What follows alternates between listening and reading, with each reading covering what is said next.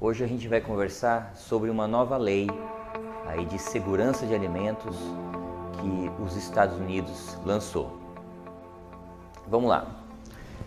Então, nós vamos conversar sobre essa lei. O que é essa lei, né? É mais conhecido como FSMA ou FSMA, Food Safety Modernization Act. Então, é uma legislação que foi assinada pelo Obama em 4 de janeiro de 2011 e que tem uma previsão de entrar em vigor totalmente agora no dia 16 de setembro de 2016. Então o Obama aí deu um período de 5 anos para as empresas se adaptarem. Esses 5 anos terminam agora e todas as cerca de 300 mil empresas que exportam alimentos para os Estados Unidos precisam atender a esses novos requisitos. Então, é a reforma mais abrangente aí das leis norte-americanas voltadas para a segurança de alimentos, que tem o objetivo de aprofundar os controles, de dar mais segurança à saúde do consumidor americano que consome muitos alimentos provenientes de diversos países do mundo. Então, todas as empresas que têm mais de 500 funcionários de alimentos têm esse prazo agora de 16 de setembro de 2016. Outras empresas menores, aí já tem um prazo, empresas com menos de 500 funcionários, por exemplo, até 2018, e o restante das empresas, aí seriam todas as empresas, até aquelas muito pequenas, está previsto o ano de 2019 para atender. Como é um conjunto bastante grande de requisitos, é importante as empresas se prepararem de imediato para atenderem esses requisitos, para não correrem o risco aí de perderem a exportação para os Estados Unidos. Porque os Estados Unidos, o governo, tem lá os seus inspetores do FDA que vão estar inspecionando, auditando diretamente e verificando se as empresas estão atendendo a esses novos requisitos. O que é o FDA, pessoal? O FDA é o Food and Drugs Administration, é um órgão, é o mesmo órgão que a Anvisa no Brasil. Então é um órgão que regula os alimentos e os medicamentos, com a preocupação da saúde da população, da saúde do consumidor.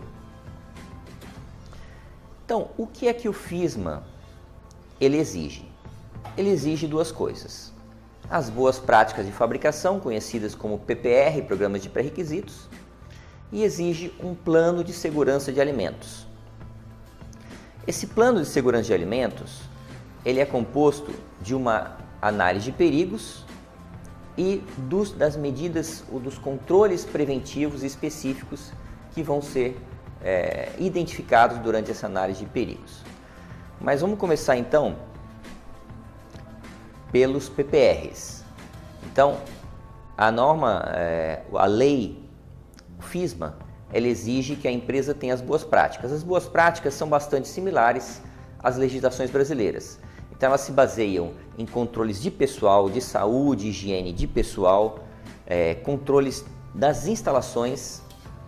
Então, as instalações terem uma condição sanitária, serem construídas de material impermeável, de material que não gere contaminação, que não tenha frestas, a questão de pisos, paredes, layout, toda a direção dos fluxos de material, tudo isso aí é requisitado nesse ponto.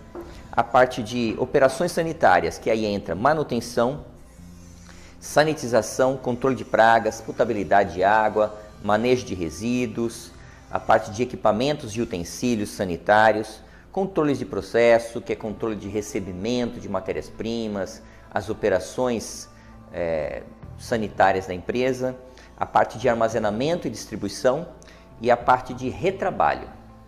Então, toda essa parte está aí nas boas práticas. Depois que a empresa atender as boas práticas, ela precisa fazer o seu plano de segurança de alimentos. Então, esse plano ele precisa ser documentado, ele precisa ser impresso qual que é o ideal que o fiscal americano gostaria de ver? Chegar e ver um livro, né? Uma encadernação com uma série de divisórias, com 5 divisórias. A primeira divisória teria um histórico da empresa, né? Mostrando aí, basicamente, uma história da empresa, uma descrição do produto, um fluxograma, uma descrição do processo. Informações gerais. Este primeiro capítulo é o único que é considerado opcional, né? Recomendável, mas opcional. Os outros 4 capítulos são todos obrigatórios.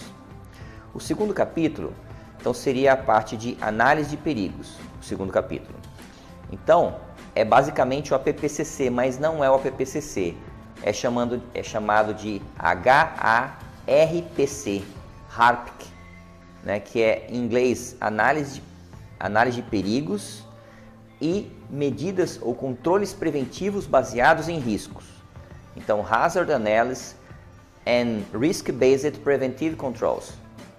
Então, é um pouco diferente do APPCC. As empresas que já têm o APPCC ou estão certificadas vão precisar dar uma olhada na árvore decisória, as perguntas se atendem, porque, por exemplo, para você definir a significância de um perigo, você não pode levar em consideração a existência de medidas de controle.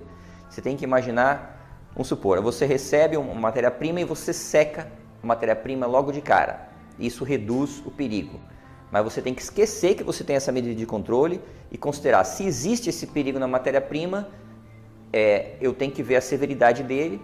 Se for alta, então eu vou estar considerando como a necessidade de ter medidas preventivas ou controles preventivos. Então é diferente o modo de pensar e aí provavelmente muitos dos que as empresas chamam de PPRs vão ser considerados como medidas preventivas, o que equivalente aí basicamente aos PPROs. Então vai elevar uma grande quantidade de PPROs nos estudos HARPC das empresas, né? Bom, depois disso, o terceiro capítulo é a parte de controles preventivos. Então, quando o HARPC definir que eu vou ter PCCs e PPROs e vários PPRs vão virar PPROs, aí esses controles preventivos eu preciso ter para todos eles um monitoramento e uma verificação. Então, os controles preventivos são quais?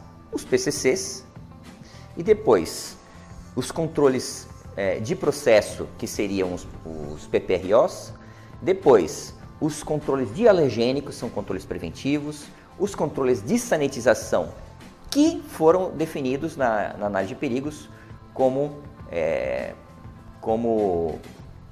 muito prováveis ou com muito risco, aliás, com risco, né, com alto risco.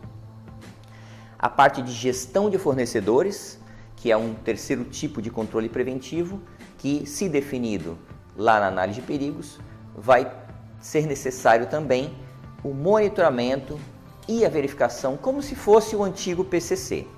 Então aumenta o rigor dos controles de alguns PPRs que passam a ser encarados como se fossem PPROs ou PCCs, com monitoramento e verificação obrigatórias. O quarto capítulo, né? O primeiro é a introdução, o segundo capítulo é análise de perigos, o terceiro capítulo controles preventivos, o quarto capítulo é a parte então de recall, de plano de recolhimento. Ou seja, se o produto em seguro já foi expedido para o mercado, eu preciso definir o que eu vou fazer, né? Eu preciso ter um procedimento documentado que explique exatamente como eu vou recolher esse produto, se eu vou fazer chamada pública, como que eu vou evitar com que esse produto que já foi para o mercado seja consumido e seja retirado o mais rapidamente. Então, seria o quarto capítulo do plano de segurança de alimentos, que é o plano de recolhimento. O quinto e último capítulo são os procedimentos de implementação. Aí entram os estudos de validação dos controles preventivos, os procedimentos de monitoramento, os procedimentos de verificação, os procedimentos de correção e de ações corretivas toda vez que houver um desvio. Bom, então esse é o conteúdo básico aí da lei, né? A lei exige que a empresa tenha ou contrate um PCQI. O que é um PCQI? é um Preventive Control Qualified Individual. É um indivíduo qualificado em controles preventivos. Então, um indivíduo que fez o curso. Esse aqui é o material do curso, é um curso oficial, né? Ministrado aí por órgãos reconhecidos pelos Estados Unidos, né? Então tá aqui um documento que a gente estudou durante o curso, né? Dentro dele tem também a própria lei, né, que está aqui, a lei é o Title 21, no parágrafo, na parte 117, com uma série de subitens, né? Então essa daqui é a legislação. Então, quem fez esse curso oficial tem então hoje a qualificação como PCQI. Todas as empresas precisam de um PCQI, né, daqui para frente, para atender essa legislação. Qual é a responsabilidade do PCQI? Primeiro, é elaborar o plano de segurança de alimentos. Então, conceber esse plano de segurança de alimentos. Depois, fazer os estudos de validação e assinar os estudos de validação de cada controle preventivo. Depois, revisar os registros de monitoramento de cada controle preventivo definido lá na análise de perigos. E depois, revisar os registros de verificação. Então, revisa o registro de monitoramento e de verificação. E fazer periodicamente uma reanálise de todo o plano de segurança de alimentos. Essas 5 funções são indelegáveis, são obrigatórias por lei que se faça por um PCQI, qualificado oficialmente pelos Estados Unidos. Eu e mais 12 pessoas somos os primeiros PCQIs qualificados, treinados no Brasil. Tem alguns outros PCQIs que fizeram o curso fora do Brasil e se formaram instrutor, como por exemplo o nosso instrutor, o Maurício Camei, deu o curso para a gente, para 13 pessoas o primeiro grupo. Então todas as empresas precisam ou formar os seus PCQIs ou contratar um PCQI para fazer essas 5 atividades que a gente acabou de falar. Ok, pessoal? Então muito obrigado, era isso a nossa conversa de hoje. É uma introdução aí na legislação do FISMA, do FDA americano, para as empresas que exportam alimentos aos Estados Unidos. Obrigado e bons estudos!